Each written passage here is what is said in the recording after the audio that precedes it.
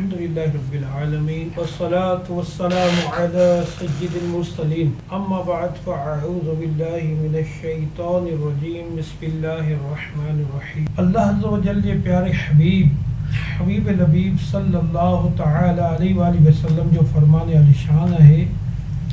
जेको मूते दुरूद शरीफ पढ़ंदो मां उन जी शफाअत फरमाईंदुसि। सल्लु अलल हबीब सल्लल्लाहु तआला अला मुहम्मद सल्लल्लाहु अलैहि वसल्लम। प्यारा इस्लामी भारो, अल्हम्दुलिल्लाह मुसलमाननि जे मथां अल्लाह तबारक व तआला जा किरोड़े एहसान जो उन मुबारक महीनो रमज़ान मुबारक नुज़ूल क़ुरान वारो महीनो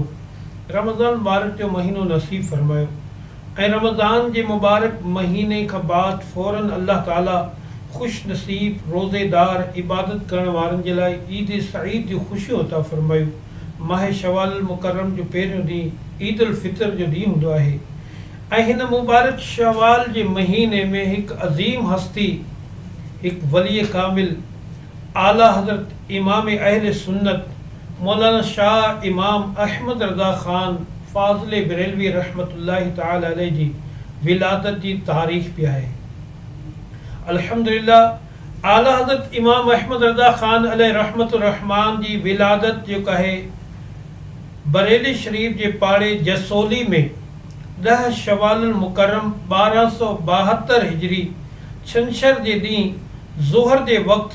बमुताबिक 14 जून 1856 ते थी। पैदाइश जे साल जे एतबार खां संदन तारीख़ी नालो अल मुख़्तार ऐं 1272 हिजरी आहे।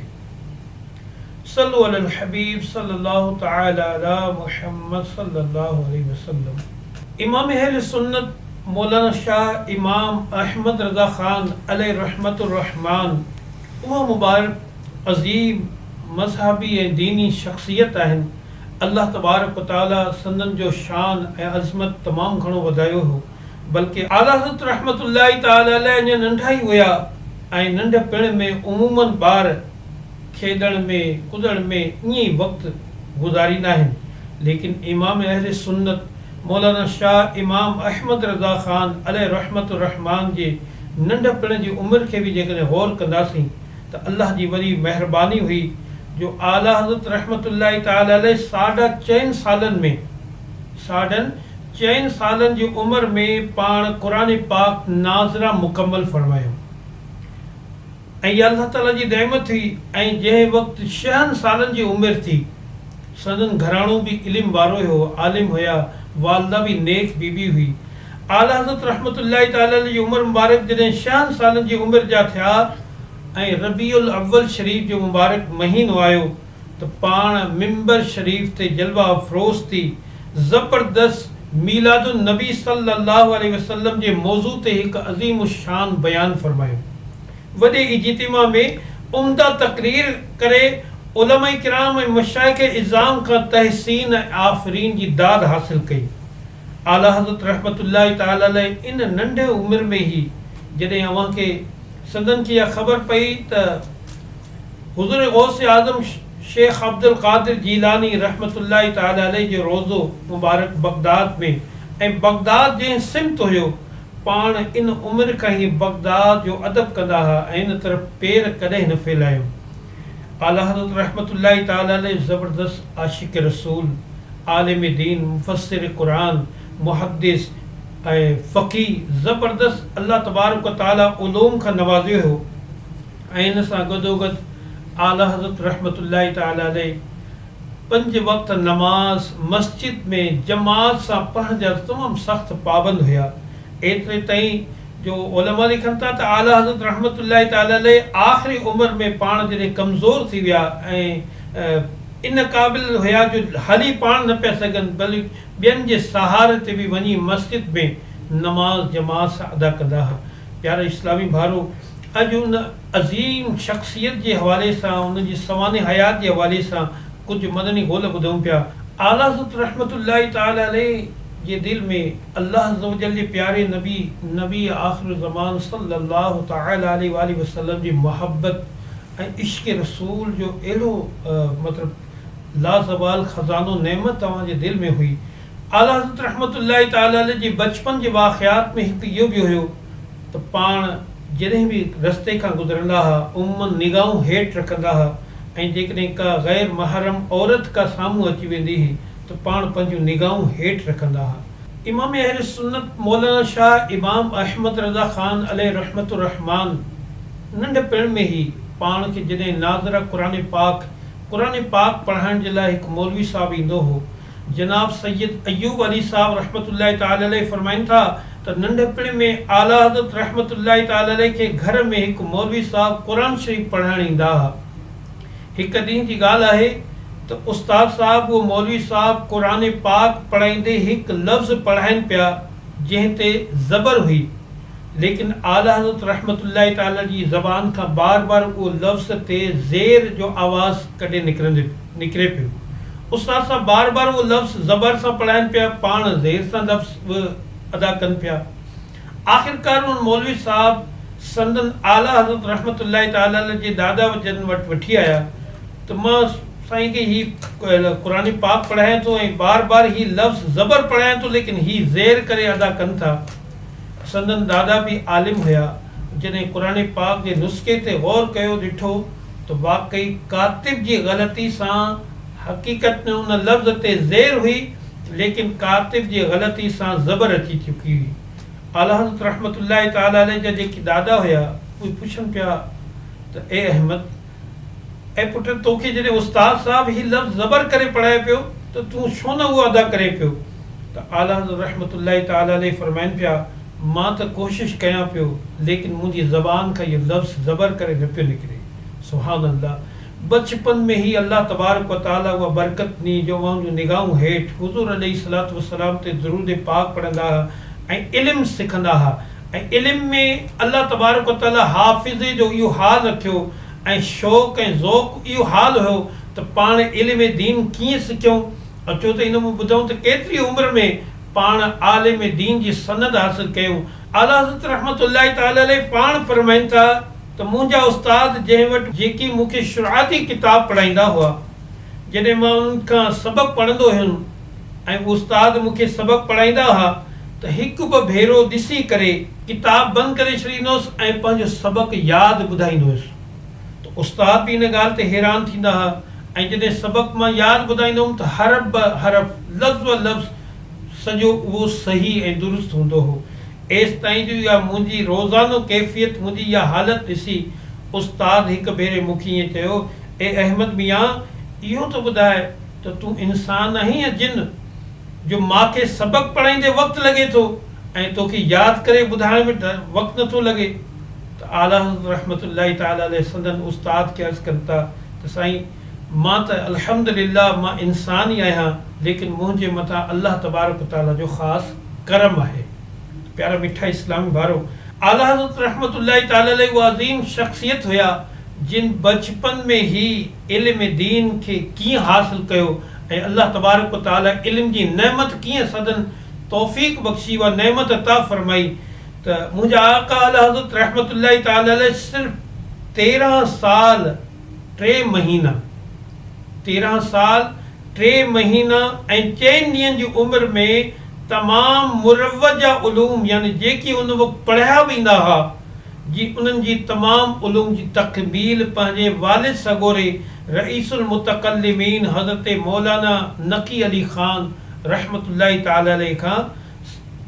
इल्मु उहो हासिल कयो ऐं सनद फ़राग़त हासिल कई। ऐं उन ई ॾींहुं जंहिं ॾींहुं यानी इन उमिरि में 13 साल 10 महीना 4 ॾींहंनि जी उमिरि में तमामु मुरवजा उलूम जेके दीनी उलूम आहिनि उहे सभु पंहिंजे वालिद सगोर खां इल्मु हासिल कया ऐं उन वक़्तु सनद हासिल कई। उन ई ॾींहुं संदन वालिद जेके ज़बरदस्त मुफ़्ती हुया, उन ई ॾींहुं पाण हिकु सुवाल जे जवाब में पहिरीं फ़तवा लिखी।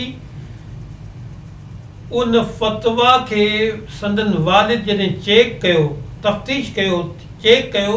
त पाण उहो आला हज़रत रहमतुल्लाहि ताला अलैहि जे लिखियलु जवाबु ॾिसी करे एतिरो ख़ुशि थिया जो उन ॾींहुं ई संदन वालिद साहब फ़तवा नवीसी या मसनद इफ़्ता शैन आला हज़रत खे सौंपे छॾी ऐं पाण रहमतुल्लाहि ताला अलैहि आख़िरी उमिरि ताईं फतवा नवीसी जो कम जो इहो ख़िदमत अंजाम ॾींदा रहिया। सल्लु अल हबीब सल्लल्लाहु तआला अला मुहम्मद। अल्लाह ताला जी उन्हनि ते रहमत हुजे ऐं उन्हनि जे सदके असांजी बेहिसाब बख़्शिश थिए, आमीन। प्यारा मिठा इस्लामी भारो, आला हज़रत मौलाना शाह इमाम अहमद रज़ा ख़ान अलैहि रहमतुर रहमान अक्सर तव्हां मदनी चैनल ते अमीर अहले सुन्नत दामत बरकत मालिया जे मदनी मुज़ाकरनि में आला हज़रत जो बार बार तज़किरो ॿुधंदा हूंदो। बल्कि चलो मदनी मुज़ाकरो पंहिंजी जॻह ते, लेकिन अव्हां पंहिंजी मस्जिदुनि में, पंहिंजे मोहल्ले जी मस्जिदुनि में जुमे जी नमाज़ खां पोइ हिकु सलाम पढ़ंदा आहियो ऐं सलाम अक्सर घरनि में औरतुनि ताईं ऐं इस्लामी भार मिली करे पढ़ंदा आहिनि। जुमे जे ॾींहुं पंहिंजे मोहल्ले जी मस्जिदुनि में इस्लामी भेनरियूं पंहिंजे महाफ़िल में पढ़ंदियूं आहिनि। उहा है मुस्तफ़ा जाने रहमत पे लाखों सलाम, शम्अ बज़्म हिदायत पे लाखों सलाम। इहो अज़ीम शान सलाम जेको बारगाह रिसालत में एतिरे क़दुरु मक़बूल थियो जो अॼु बि जॾहिं मदीने शरीफ़ में हाज़िरी थींदी आहे, आशिक़ाने रसूल जॾहिं वेंदा आहिनि सुनहरी यारियुनि जे साम्हूं, थोरे ई आवाज़ में अक्सर इहो सलातो सलाम ॿुधण में अची वेंदो आहे। बल्कि दुनिया जे मुल्कनि में हर दुनिया जी क़ौम प्यारे आका मदीने वारे मुस्तफ़ा सल्लल्लाहु अलैहि वसल्लम सां मोहब्बत फरमाईंदी आहे। हू पंहिंजे नातूं ऐं सरकार अलैहिस्सलातु वस्सलाम जी बारगाह में अक़ीदत सां सलाम ऐं नात वग़ैरह पेश कंदा आहिनि। अक्सर इहो हिंद ऐं पाकिस्तान में मुसलमान अक्सर इहो उर्दू सलाम आला हज़रत जो ज़रूरु पढ़ंदा आहिनि। त आला हज़रत रहमतुल्लाहि तआला अलैहि अज़ीम शान हिकु दीनी आशिक़ रसूल शख़्सियत हुया। अल्लाह तबारक तआला उनजे फ़ुयूज़ व बरक़ात सां असांखे मालामाल फ़रमाए। प्यारे इस्लामी भारो, आला हज़रत इमाम अहमद रज़ा ख़ान अलैहि रहमतुर रहमान उहा अज़ीम शख़्सियत हुया जिन नंढपण में ही नाज़र क़ुरान पाक पढ़ियो, पर आलिम दीन जी सनद हासिल कई ऐं 6 सालनि जी उमिरि में बयान तक़रीर मीलाद जे इज्तिमा में बयान शुरू कयो ऐं उन खां पोइ 13 साल ऐं 4 महीना कुझु ॾींहंनि में बाक़ाइदा उलूम दीनी उलूम हासिल करे सनद हासिल कई ऐं फ़तवा नवीसी जो कमु शुरू कयो।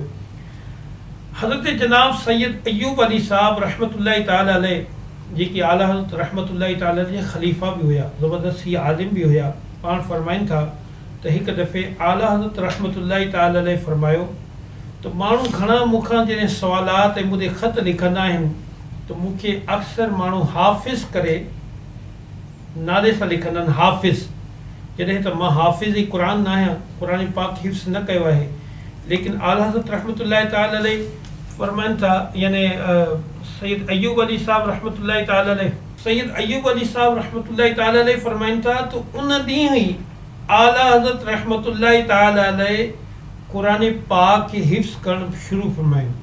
ऐं पोइ फ़रमायूं त माण्हू मूंखे हाफ़िज़ जो दर्जो ॾियनि था ऐं हाफ़िज़ सम्झनि था। मां उन्हनि जी उन उमेदुनि खे पूरे रखण जे लाइ, उनजी जेके मूं में तवक़ा रखनि था, मां उनखे पूरे करण जे लाइ मां क़ुरान पाक, यानी पाण फ़रमाइनि था सैयद अयूब अली रहमतुल्लाहि अलैहि फ़रमाइनि था त रोज़ानो आला हज़रत क़ुरान पाक हिफ़्ज़ करणु शुरू कयो। ऐं हाफ़िज़ जो कहिड़ो आलम हुयो, हिफ़्ज़ जी जेका नेमत अल्लाह ताला जेका अता कई उहा एतिरी तेज़ हुई जो सैयद अयूब अली रहमतुल्लाहि तआला अलैहि फ़रमाइनि था आला हज़रत रहमतुल्लाहि तआला अलैहि रोज़ाना इशा जी आज़ान जे वक़्तु, इशा जी आज़ान खां बाद पाण वुज़ू करे